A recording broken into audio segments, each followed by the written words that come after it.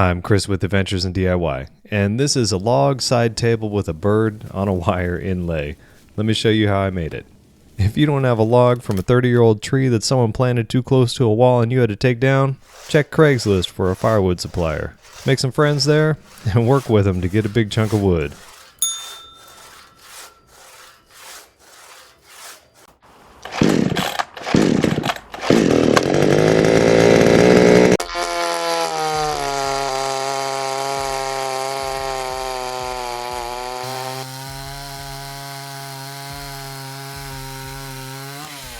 The final length is going to be 20 inches, so I measured and snapped a rough reference line.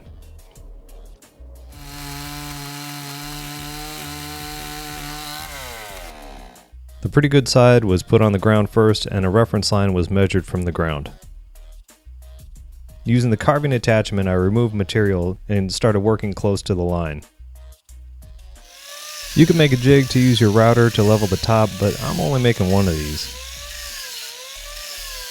You control how much wood you're taking off by changing the angle of the grinding wheel. The more tilted up, the more material you remove, and the more parallel to the wood it is, the less you remove.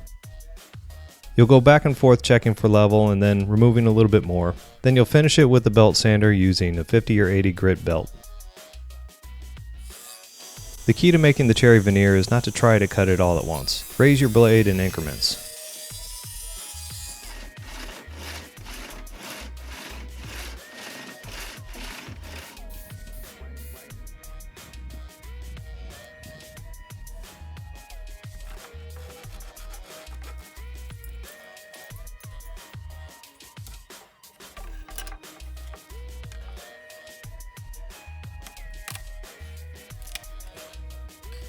Cut to the outside of the line. You're going to clean it up with files and sandpaper later.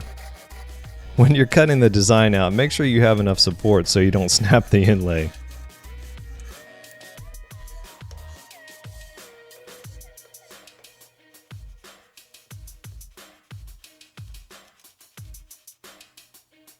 After you lay everything out, start with the copper wire inlay first. The copper wire I was using is just regular electrical wire you find in your house.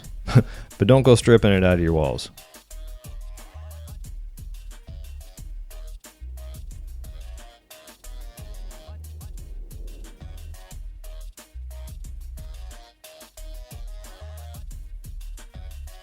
I ended up using hand tools, but if you've got a small enough router bit, you can save yourself some time with that.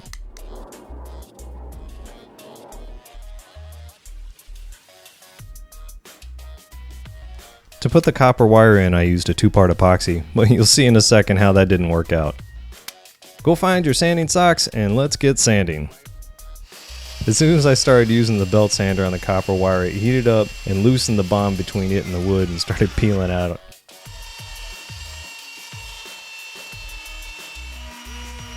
With the copper wire off, I sanded everything to 220 grit and then used some super glue to put the copper wire back in. It ended up holding pretty well.